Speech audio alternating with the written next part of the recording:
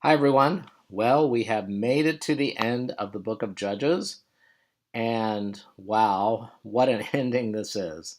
Every time I read it, I think I am just as shocked, probably, as the first time I read it. And it's difficult to really know what to do with a book of the Bible that ends in this way.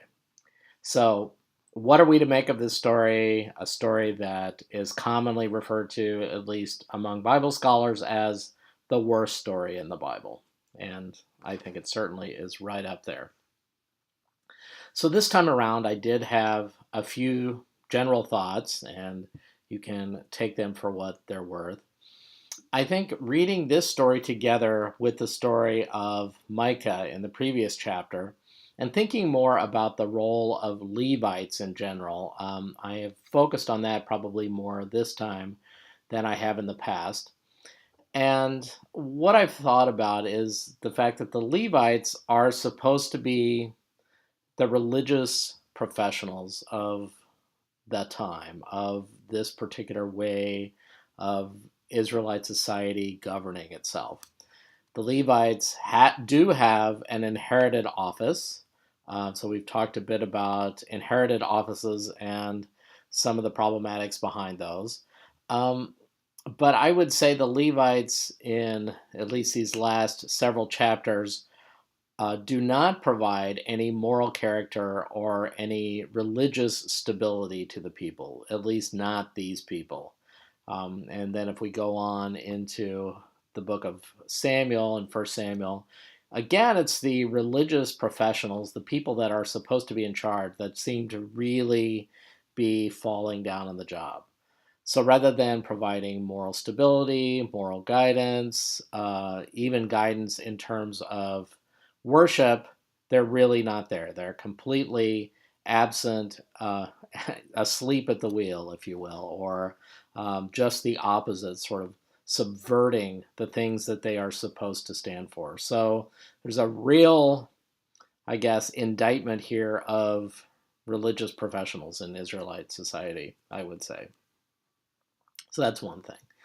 Another thing that I think can't be avoided in this story is that every commentator wants to read the story together with the story of Sodom in, I believe it's Genesis 17.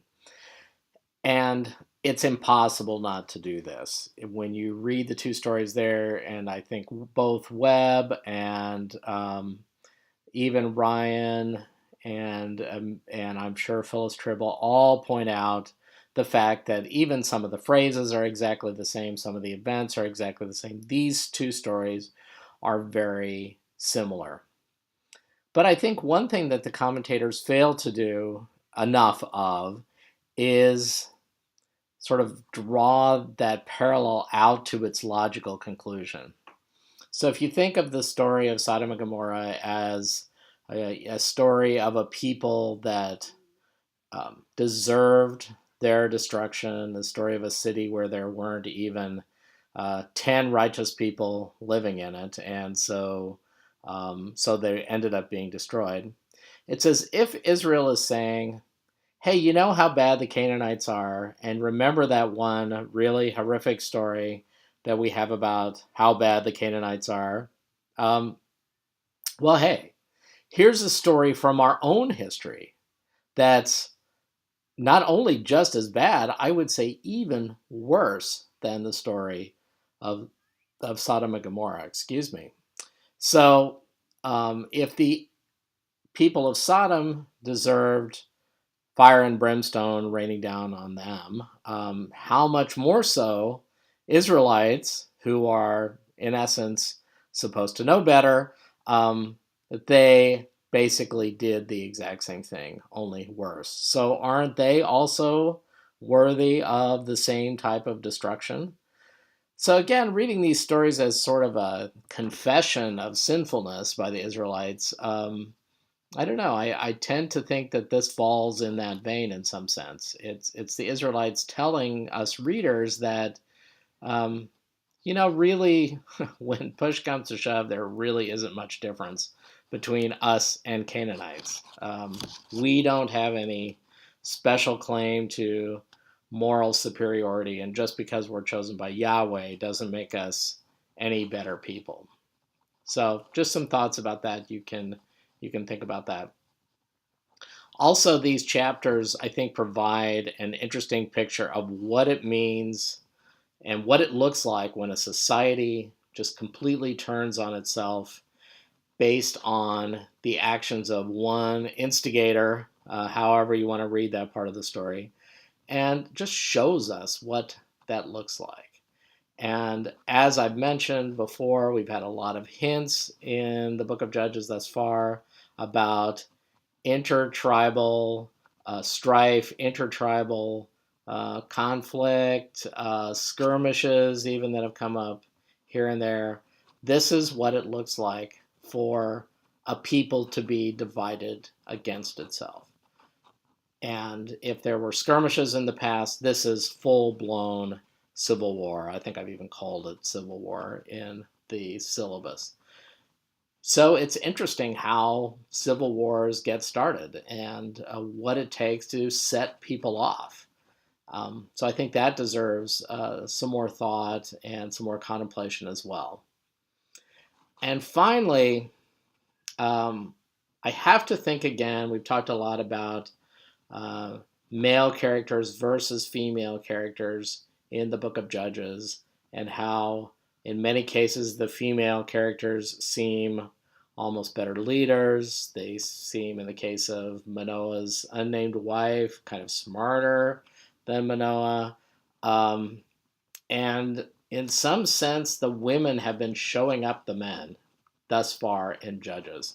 And it's almost as if the men get their revenge at the end of the book for being shamed. And I know that's kind of a very broad way to read the book, but gosh, it's really hard to, I don't know, think about this ending in any other way. There's no protecting of feminine sexuality at all. People don't seem to care about it at all. There's no honoring of female bodies. In fact, just the opposite. They're dismembered and dispersed. There's rash oath taking, once again, which we've seen results in death and destruction already in the story of Jephthah. There's sacrifice of a woman, in some sense, that we've already seen in the story of Jephthah, if you believe his daughter was indeed killed.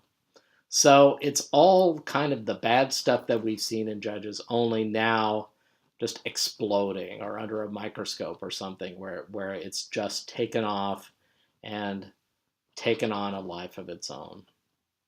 So it's an amazing and horrible way to end a book of the Bible. But I think it really makes us struggle with what these stories are doing here. What are they trying to tell us? Is it just kind of throwing up your hands at the end and saying things are just out of control and there's really nothing we can do about it? Or is there something still more to the story? So I would invite you to struggle with it along with me and along with all the other people that have both taken this course and just encountered these stories in the book of Judges thus far.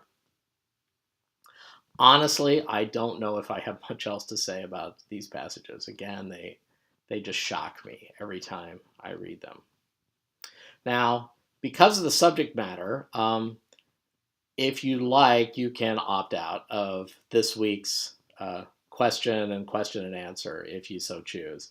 I always drop the lowest grade in the two forms of questioning just because, I don't know, people forget, there's technical snafus and so forth.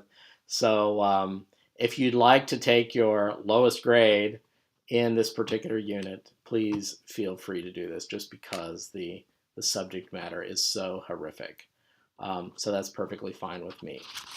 If you'd like to think about a question, though, and I'm sorry for the graphic nature of this question, but in the part of the episode where the Levite dismembers the body of his concubine, who may or may not still be alive, and then sends the body parts to the tribes of Israel, why in the world was he doing this? What did he possibly hope to achieve by this act?